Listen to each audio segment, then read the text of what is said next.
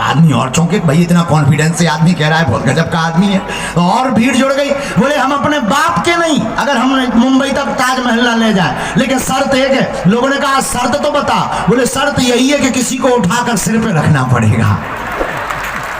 आओ आओ भाई, ऐसे आदमी तुम्हें मुंबई में ही मिलेंगे। आओ आओ। अब वो आदमी भी मुंबई को हद हो। तो इतने चतुर लोग मुंबई के ही है। पर धन्य है, हमने तो सुना था कि मुंबई माया के लिए पागल होती है। आज हमने माधव के लिए पागल इन लाखों लोगों को देखा है।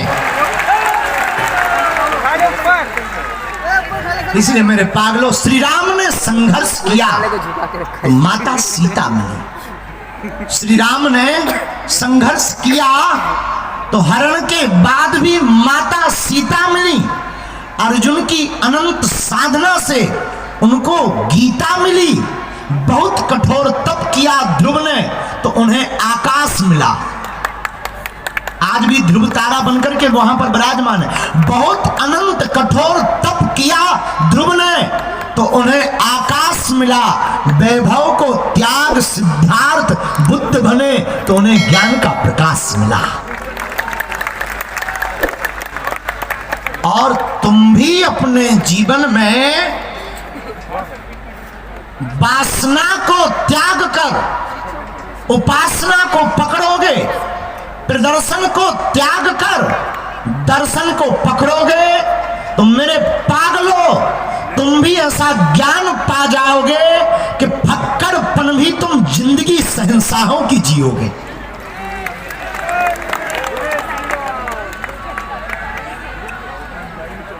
पढ़ाई लिखाई करके तुम व्यवस्थाएं तो बहुत रख सकते हो, लेकिन व्यवस्थाओं से प्रसन्नता नहीं मिल सकती। प्रसन्नता तो तुम्हें अध्यात्म से ही प्राप्त होगी। अध्यात्म से ही सबलता मिलेगी। सनातन से ही तुम पावरफुल बनोगे। सनातन से ही तुम्हारा आत्मविश्वास जागेगा। सनातन से ही तुम बहुत बुद्ध बनोगे।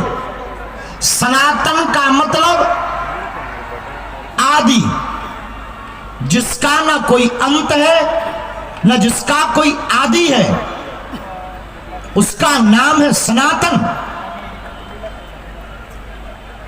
और मेरे पागलों, हम भारत के लोगों को कुछ देना भी चाहते हैं तो सिर्फ एक बात। हमसे लोगों ने पूछा कि तुम भारत में ये चिल्ला चौंध क्यों कर रहे हो, इतना शोर क्यों मचवा रहे हो, कभी किसी नाम पर, कभी हिंदू राष्ट्र के नाम पर, कभी चमत्कार के नाम पर, तो कभी क्रांति के नाम पर। लाखों लोगों के लिए तुम ऐसा क्यों बोल रहे हो, इससे क्या होगा? हमने कहा हम भारत के लोगों को एक बात देना चाहते हैं कि उन्हें दर दर भटकना ना पड़े और उनका तांत्रिकों के द्वारा, गलत बातों के द्वारा शोषण ना हो। वो अपने आप में बुद्ध बन जाए हनुमान जी को पकड़ करके। उन्होंने कहा इससे भारत का क्या भला होगा? हमने कहा इससे भारत का अहित क्या होगा? उन्होंने कहा इससे इंसानों में क्या बदलाव होगा? हमने कहा इससे इंसान स्ट्रेस मुक्त होंगे, तनाव मुक्त होंगे, डिप्रेशन में होने वाली आत्महत्याओं से बचेंगे और हनुमान जी से जुड़ने वाला व्यक्ति धनवान भी होगा, बलवान भी होगा, ज्ञानवान भी होगा और चेतनावान भी होगा। उन्होंने कहा कि हनुमान जी से जुड़ने से क्या मतलब? हमने कहा जुड़ने का मतलब ये नहीं है कि हनुमान जी के मंदिर जाना शुरू करो। जुड़ने का मतलब ये नहीं कि तुम हनुमान चालीसा का सिर्फ पाठ करो। जुड़ने का मतलब है हनुमान जी के संकल्पों को पूरा करो। उनका संकल्प है घर घर राम और हमारा संकल्प है राम राज्य। उन्होंने कहा राम राज्य से क्या होगा? हमने कहा राम राज्य से जातिवाद भारत का मिटेगा, राम राज्य से भारत में हिंदुओं की एकता होगी, राम राज्य से भारत समृद्ध होगा और राम राज्य की कल्पना से हमारा भारत पुनः विश्व गुरु कहलाएगा। उन्होंने कहा कि ये कहना तो बहुत सरल है, करना बहुत कठिन है। हमने भी उनको जवाब दिया माय डियर। हमने कहा माय डियर, हमें ये पता है कि हम अपना दरबार हॉस्पिटल के बाहर लगाएं तब भी हॉस्पिटल की भीड़ कम नहीं होनी। हमें ये पता है कि भारत में हम कितना भी कह लें, लोग बाद में जो ताली बजा रहा है वो गाली ही देंगे, क्योंकि ताली की जनक गाली है। लेकिन इससे भी क्या फर्क हमें पड़ेगा, कोई मतलब नहीं। हम 4 लोगों को भले ही जगाएंगे पर 4 हिंदुओं को जगा करके ही जाएंगे। उन्होंने कहा कि धर्म विरोधी ताकतें बहुत लगी हैं, मिट जाओगे तुम। हमने उनको कहा कितने धीरेन्द्र कृष्ण को मिटाएंगे, वो जब तक हमको मिटाएंगे तब तक हम घर घर धीरेन्द्र कृष्ण पैदा कर देंगे। उन्होंने कहा कि ये सिर्फ बातें बहुत अच्छी लगती हैं। हमने कहा हम करके बताएंगे। ऑटो वाले भाई साहब से जय श्री राम भी कहलवाएंगे। उन्होंने कहा ये जय श्री राम कहने भर से क्या होगा। हमने कहा भैया इसी से तो सब कुछ होगा। फिर वो हमसे नहीं माने। हमने सुना उनको खुजली की बीमारी थी और खुजली भी उनको बहुत बुरी थी, खुजाने वाली और खून वाली। खुजाते खुजाते उनका जब तक खून नहीं निकला तब तक वो हमारे पास खुजाते ही रहे। खुजली की बीमारी का मतलब प्रश्न पूछने की बीमारी। उन्होंने कहा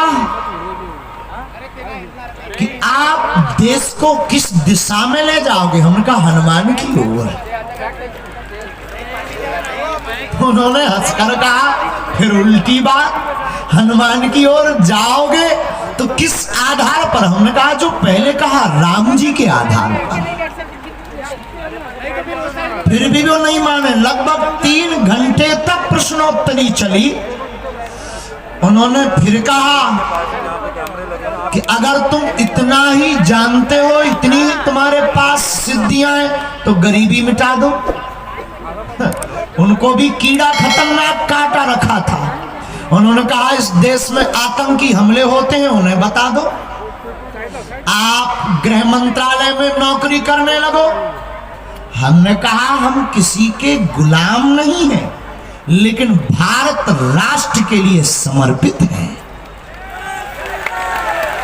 उन्होंने कहा तुम्हारी शक्ति क्या क्या बता सकती है, कहां तक का। हमने कहा जहां तक पवन है वहां तक का बता सकती, क्योंकि हमारे बालाजी का नाम पवन पुत्र है।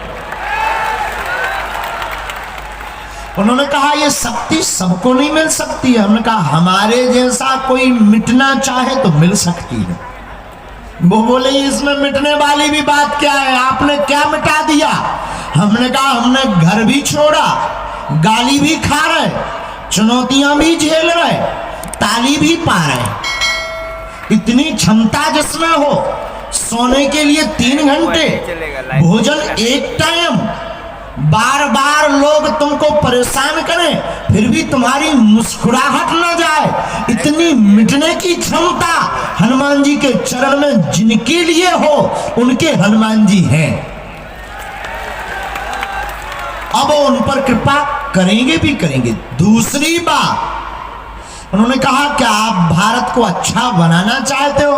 हमने उनसे कहा हम अच्छा दिखने पर बहुत ज्यादा भरोसा नहीं करते, अच्छा बनने पर बहुत भरोसा करते हैं। श्रृंगार तो नाचने वाली भी बहुत बढ़िया कर लेती है, पर चित्र तो नाचने वाली का भी बहुत अच्छा आता है। और मुंबई में तो धर्म विरोधी कुछ लोग जो टीवी पर आते हैं, असली हीरो वो नहीं जो तुम्हारी टीवियों पर आते हैं। असली हीरो तो वो है जो तुम्हारे घर पर माँ बाप बैठे हैं मेरे पागलों। और तुम बुद्धू रहे और अभी भी तुम बहुत नंबर 1 के बुद्धू हो। उनके पीछे भागते हो, हमारे पीछे भागते हो। तुमसे बड़ा बुद्धू कोई है भी नहीं। और ये हम ही बोल रहे, वो तुमको नहीं बोलेंगे। हम कह रहे तुम बहुत नंबर 1 के बुद्धू हो, उनके पीछे भाग रहे और हमारे पीछे भाग रहे। हाथ मलने के अलावा कुछ हाथ नहीं लगेगा। हमारे पीछे मत भागो, जिनके पीछे हम भाग रहे तुम उनके पीछे भागो, 4 चांद लग जाएंगे तुम्हारी जिंदगी में।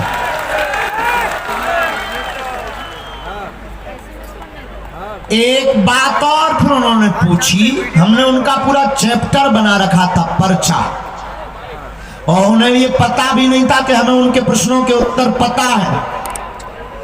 उन्होंने पूछा क्या आप ये संकल्प लेकर जो चल रहे हो क्या जीतोगे? हमने कहा हमारे घर का, गांव का, भारत का, महाराष्ट्र का, मध्य प्रदेश का एक भी आदमी अगर सनातन के लिए बाहर निकल आया हो हमारी जीत हो गई।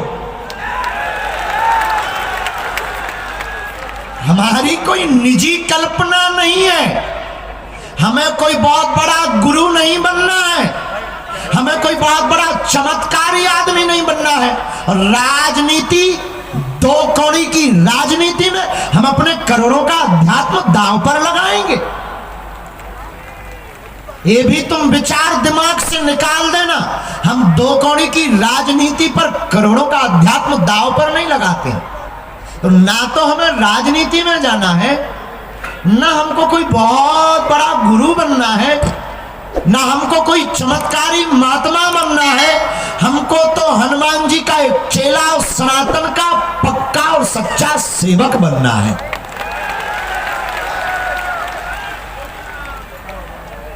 एक बात और बोले, न संघर्ष हो न तकलीफ हो तो क्या मजा है जीने में। ना संघर्ष हो ना तकलीफ हो तो क्या मजा है जीने में। बड़े बड़े तूफान थम जाते हैं जब सनातन की आग लगी हो सीने में। यहां आने के पहले बड़े बड़े तूफान लगे थे रोकने को। एक ने तो कहा कि दरबार नहीं होगा, हमने कहा हम हनुमान जी के चेला हैं, नहीं होगा ये तो हमने सीखा ही नहीं है। होगा, भारत के सनातनी लोग करवा करके मानेंगे।